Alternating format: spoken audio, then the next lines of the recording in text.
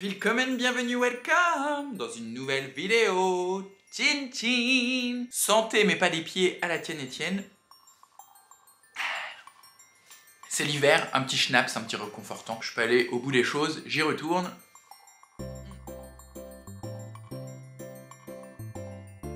Je filme cette vidéo en rentrant du boulot, il fait froid, c'est l'hiver, c'est pour ça qu'il y a des lumières qui sont allumées autour de moi. On se retrouve aujourd'hui pour la pile à lire du Cold Winter Challenge. Si tu ne sais pas ce qu'est qu'une pile à lire, je vais t'expliquer ça, c'est tout simple. Une pile à lire, c'est une pile de livres choisis que j'ai envie de lire sur une période déterminée. La période déterminée étant du 1er décembre au 28 février. Je ne pense pas que ce soit une année bissextile, non, parce qu'on est en 2023. Période sur laquelle s'écoule le Cold Winter Challenge. Ça fait beaucoup d'explications, qui est un challenge organisé cette année par l'Enluminé, qui est une chaîne YouTube, je vous mettrai le lien ici.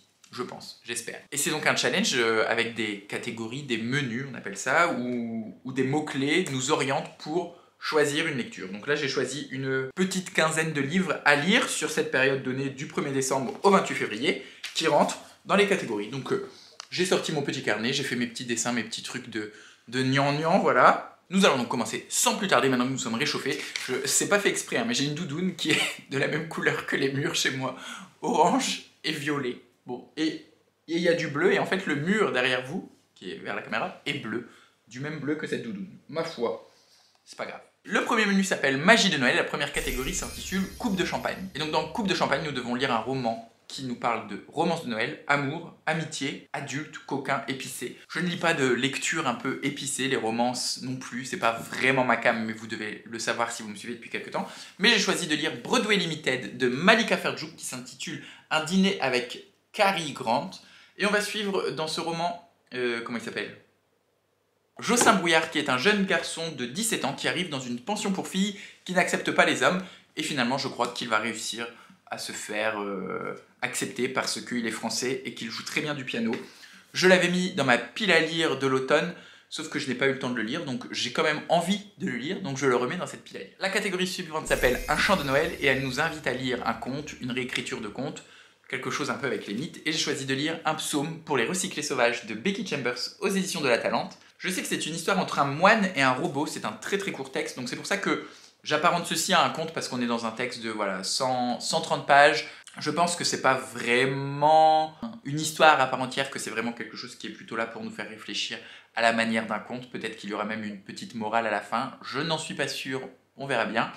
En tout cas, j'avais beaucoup aimé le premier tome de la trilogie de Becky Chambers, que j'ai mis d'ailleurs dans ma dernière vidéo, qui est le top 15 de lecture LGBT. C'est l'espace d'un an, de la catégorie, non, de la saga Les Voyageurs. Là, je sais que c'est en 2 tomes, le second s'intitulera Prière pour les cimes timides. Je sais pas si ça reprend les mêmes personnages, mais en tout cas, ça a l'air vraiment très doux, ça fait un peu plus automnal qu'hivernal, vous me direz, mais ça a l'air très doux, très chouette.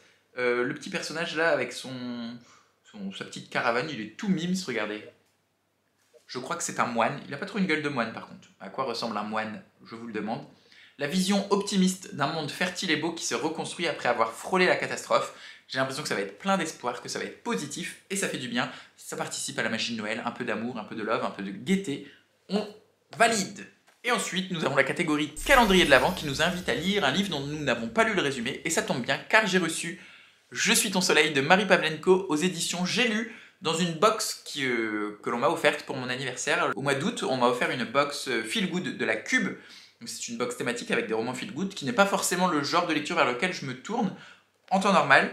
Et pourtant, j'aime beaucoup ce que fait Marie Pavlenko. J'ai déjà lu 2 fois, j'ai lu Un si grand oiseau et le truc avec Albert. Peut-être que ça s'appelle tout simplement Albert, je sais plus. Je sais que d'habitude, elle fait de la littérature jeunesse. Là, c'est publié chez J'ai lu, alors je ne sais pas vraiment si c'est de la jeunesse ou si c'est un roman adulte, parce que je vous le dis, je n'ai pas lu le résumé, je ne sais absolument pas de quoi ça va parler. Je trouve la couverture à tomber, avec ces petites têtes de lapin, têtes de chien, têtes de loup, araignée, ciseaux. C'est très intriguant, hein, tous ces petits dessins dont je ne vois pas forcément le rapport les uns entre les autres. En tout cas, étant donné que j'aime bien l'autrice, que c'est un roman que l'on m'a offert, donc j'ai envie de le lire, ça va être parfait pour cette case calendrier de l'Avent qui nous invite à la surprise, à la découverte. Nous passons donc maintenant au prochain menu qui s'intitule le menu Yule, et on célèbre ça avec un autre petit schnapps. Ne vous inquiétez pas, c'est un rhum arrangé à la cacahuète qui fait à peine 20%.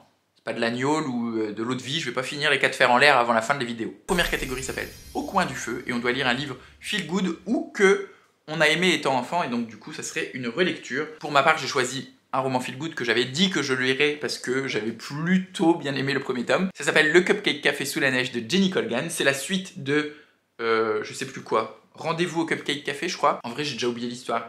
Mais on est avec Izzy, en gros c'était une femme, je crois qu'elle se fait larguer, qu'elle perd son boulot alors qu'elle démissionne, et elle ouvre un petit café, un petit shop dans lequel elle vend ses cupcakes qui sont ses recettes secrètes. C'est vraiment sans prétention, je sais que ça va me faire peut-être 2-3 sessions de lecture, c'est un petit roman, il fait 350 pages, il y a des petites recettes dedans, c'est tout mignon, c'est tout, voilà, tout guilleré, pas vraiment le genre de lecture vers lequel je me tourne, mais je me dis pourquoi pas, étant donné que j'ai des grosses lectures qui m'attendent prochainement. Je me dis qu'entre les deux, ça pourrait être bien d'alterner avec des trucs vraiment très légers sans prise de tête. La prochaine catégorie, c'est Danse de la fée dragée, où on nous demande de lire un livre avec un univers onirique, soit de la fantaisie ou du fantastique, qui nous incite au rêve.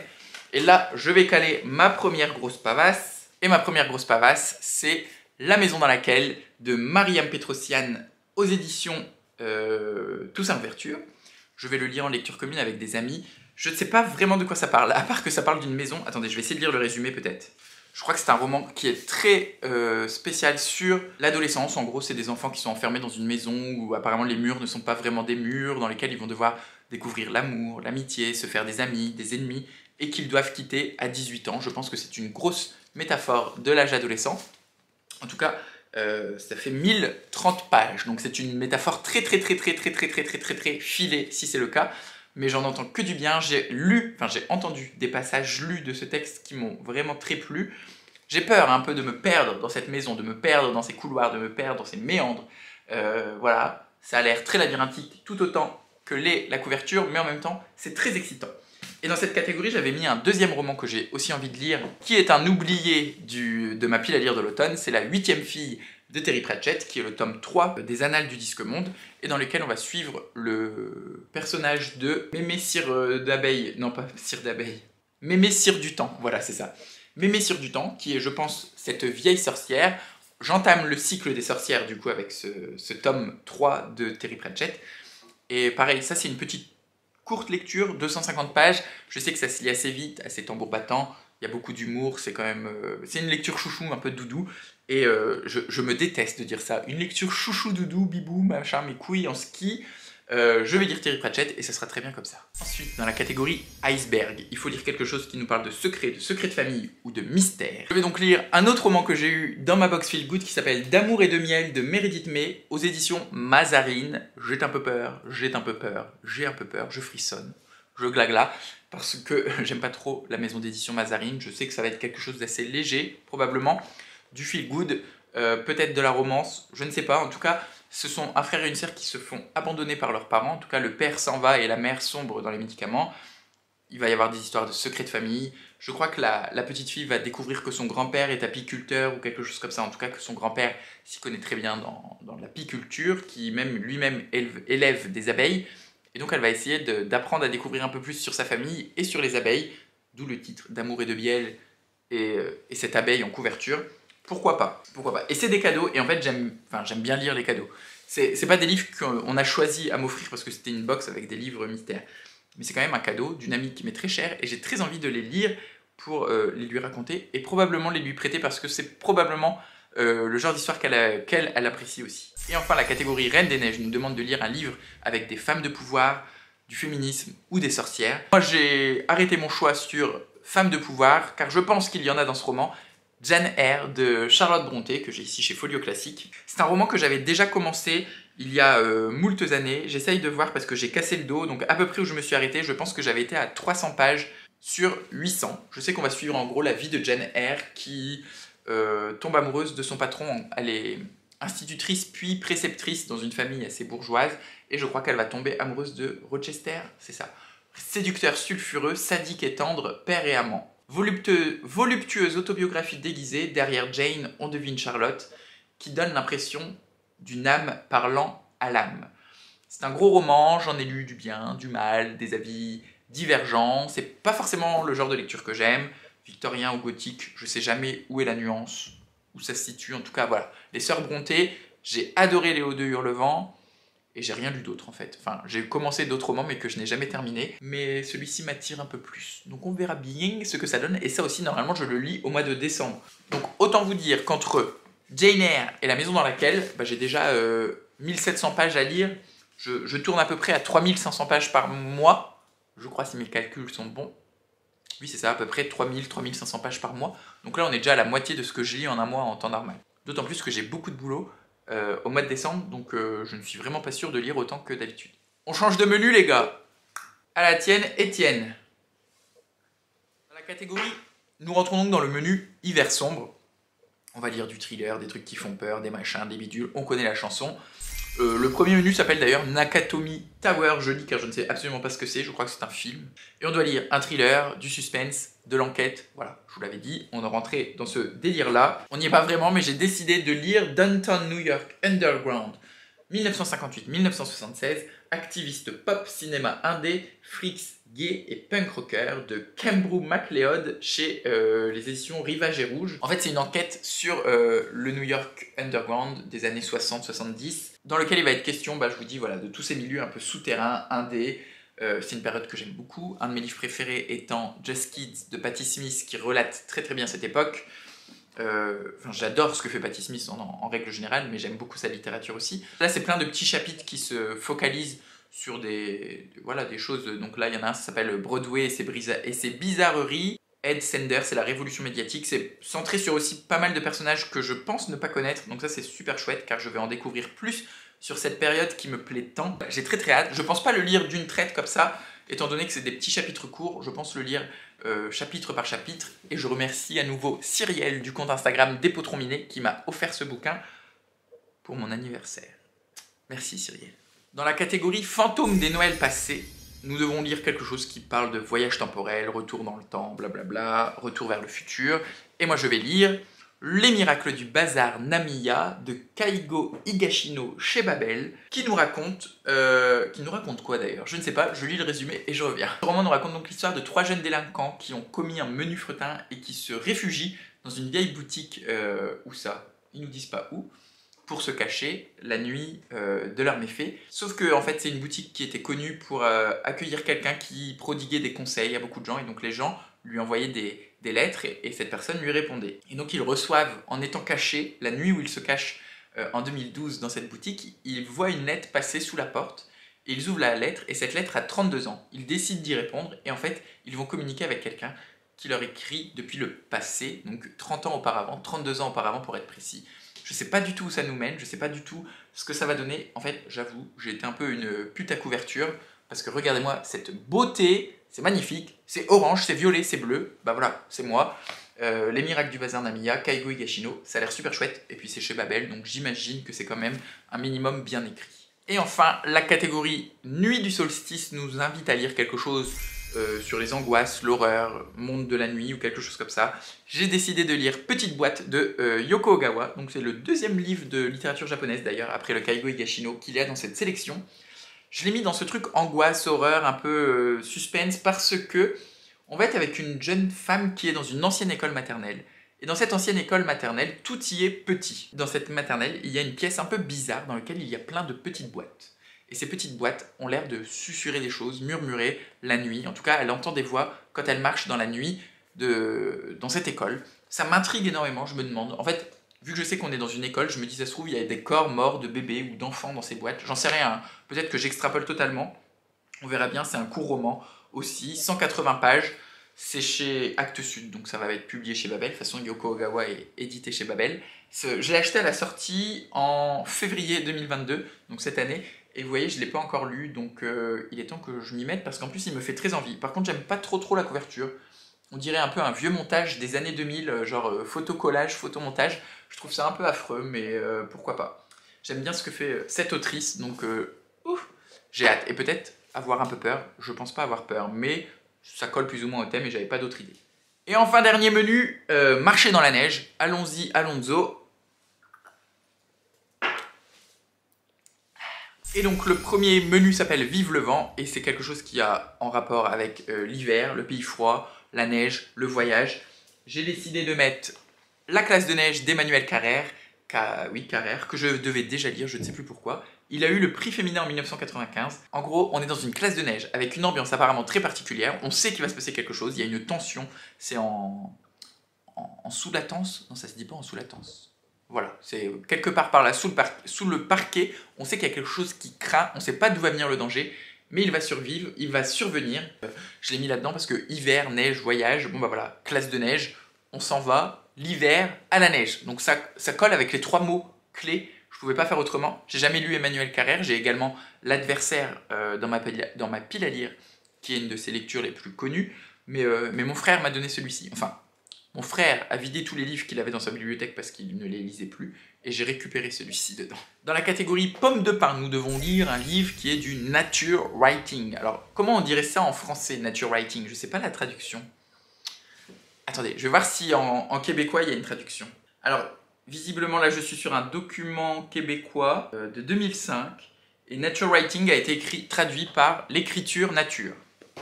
C'est un peu nul, j'attendais mieux. Donc l'écriture nature, donc nous devons lire un livre qui fait partie du genre de l'écriture nature. Et j'ai choisi pour cela Cro-Blanc de Jack London, tout simplement, que j'ai ici chez Libretto. Donc avec en dessous la belle couverture avec la photo de Jack London. Mais il y a une jaquette avec l'œil du loup, parce que Cro-Blanc, c'est un loup, c'est une traduction inédite, je l'ai acheté l'année dernière, je ne sais pas quand est-ce que c'est sorti. À l'épreuve du Grand Nord, un jeune chien loup apprend à survivre dans ce paysage glacé et sauvage. Il sera recueilli par des Indiens qui lui donneront son nom, Cro-Blanc. Il découvre la chaleur, la quiétude, mais aussi le goût du sang. Racheté par un homme blanc sans foi ni loi, il deviendra chien de combat et apprendra un sentiment inconnu de lui jusqu'alors, la haine. C'est donc une traduction inédite de Stéphane Roch, qui en dépoussière les dialogues grâce à une langue beaucoup plus nerveuse. Donc on est avec un chien voilà, qui est très gentil au début, visiblement, et qui va apprendre à détester les gens, tout ce qu'on aime. On adore les gens qui détestent les gens, surtout pour Noël, c'est parfait de se cracher à la gueule, de se bouffer le nez et de se mordre. Je vous le recommande, surtout si votre belle doche, ou votre mère, ou votre frère, ou votre soeur, ou votre tante, ou votre tonton Jojo au bout de la table un peu bourré, vous fait chier. Bouffez-le, merde, bouffez-le, sortez les crocs, mordez à l'attaque, let's go. Non mais voilà, j'aime beaucoup Jack London, donc je pense que je vais passer un bon moment avec Cro-Blanc, en tout cas, je l'espère. Et enfin la dernière catégorie qui s'appelle patin à glace, on devait lire un truc en rapport avec le sport d'hiver, ou une pratique dangereuse, quelque chose de dangereux. J'ai retenu que sport d'hiver, parce que j'ai ce roman de chez Segers, qui s'appelle Fragile des bronches, de Bertrand Blier, qui se passe... je crois que c'est pendant les JO d'Albertville. C'est pas au JO d'Albertville, mais en tout cas, je sais pas où est-ce que j'ai rêvé ce truc-là. On est avec un jeune homme qui est tout le temps malade, qui est fragile des bronches, qui enchaîne les quintes de toux et qui voilà, s'enrhume très facilement. Et donc le médecin lui recommande d'aller au sport d'hiver. Donc ça se passe au sport d'hiver. La catégorie, j'ai dit, c'était quoi? Sport d'hiver? Ou pratique athlétique? Enfin voilà. C'est chez Segers, donc c'est de la poésie en tout cas. Enfin... Ça a l'air d'être de la prose, mais Segers ont l'habitude de publier de la poésie, donc je pense que c'est de la prose, mais assez particulière. C'est vraiment des très courts chapitres, hein, une page, beaucoup de dialogues, c'est limite presque du théâtre à ce que j'en lis, parce qu'il y a des tirés à chaque page. Mais ça m'intéresse, je crois que ça tire vers l'autobiographie. L'auteur dit que ça tire vers l'autobiographie prudemment. Dans ce récit tiraillé entre mémoire et imaginaire, son sens de l'absurde et de la provocation s'exprime pleinement. Donc voilà, on est typiquement dans de l'autofiction, dans du récit de vie. En ça, je vous dirige vers mon précédent vlog dans lequel je parle des prix littéraires, parce que j'ai lu Vivre vite et Un chien à ma table qui était de ce genre, et je vous disais mon amour pour cette façon d'écrire, sa vie, un peu romancée, un peu fictionnelle, que j'aime tant. Et donc j'aime bien aussi les éditions Segers, j'adore les recueils qu'ils proposent. J'adore leurs bouquins, je les trouve magnifiques. Ils ont des rabats, et moi je suis rabatophile, donc c'est parfait pour le thème et pour mon plaisir de lecture, car ne l'oublions pas, les piles à lire, c'est pas uniquement glisser des livres dans des catégories, c'est aussi avoir envie de les lire et prendre du plaisir à les lire. Et enfin, il y avait quand même une catégorie qui s'appelait Un hiver ensemble, feu d'artifice, qui nous invitait à lire un roman inclusif, sauf que moi déjà dans tous les romans que je vous ai présentés, peut-être pas tous, mais il y a beaucoup de romans où il est question d'amour homosexuel, ou alors de questions queer, de questions racisées, etc. Enfin, dans la majorité de mes lectures, j'aime bien en faire rentrer un peu, mais j'avais déjà mis mon livre, et j'ai envie de vous le montrer, dans cette catégorie, donc la catégorie feu d'artifice qui nous invite à être inclusif dans nos lectures. En fait, je parle de ça parce que oui, l'Enluminé l'a supprimé cette catégorie en disant qu'il fallait évidemment que ce soit le cas dans toutes les lectures, que c'est mieux de lire des romans un peu inclusifs. Et moi j'ai choisi donc Si loin de ma vie de Monique Ilboudo aux éditions, je connais pas cette édition, c'est un cadeau, Le Serpent à plumes. Ça fait un peu penser aux éditions de Zulma par la charte graphique. On nous raconte le destin plus ou moins tragique de milliers de personnes. Ici, Jean-Philippe qui est né à Ouabani. Alors on nous précise en Afrique, mais on nous dit pas quel pays. Et j'avoue être plutôt mauvais en géographie africaine, donc je ne sais pas où se situe Ouabani, mais je vous l'inscrirai ici.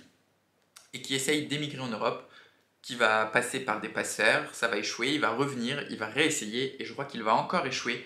Donc il va rentrer chez lui à chaque fois penaud et déçu de ne pas avoir réussi à venir en Europe vers cet Eldorado. C'est très court, ça fait 130 pages, je ne connaissais pas du tout, mais pareil c'est un cadeau, et en fait c'est super cool parce que je me dis c'est quand même des lectures que je vais faire là pendant le temps des fêtes, décembre, janvier, et j'ai réussi à glisser pas mal de cadeaux que je n'ai pas eu le temps de lire, donc c'est cool de lire des cadeaux pour cette challenge. Voilà donc ma pile à lire pour le Cold Winter Challenge.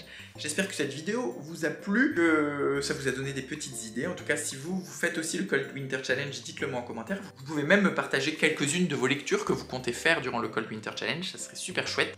Pour ce qui est de Jane Eyre, j'ai oublié de le préciser, je le lirai en lecture commune, donc je vous mettrai le lien de mon Discord en barre d'infos, car tous ceux qui veulent le lire avec moi pourront le lire. Il n'y a pas de découpage, il n'y a pas de limite de temps, chacun lit à son rythme, on en parle sur le Discord, on dit où on en est, ce qu'on en pense à un moment M, à un instant T, et voilà, pas de pression. En tout cas, si la vidéo vous a plu, je vous invite à la liker si vous voulez la faire voyager, vous pouvez la partager, si vous voulez discuter, vous pouvez la commenter, et si ce n'est pas encore fait, qu'est-ce que vous attendez pour vous abonner? Je vous souhaite comme toujours d'excellentes lectures, d'excellentes découvertes, et d'être heureux.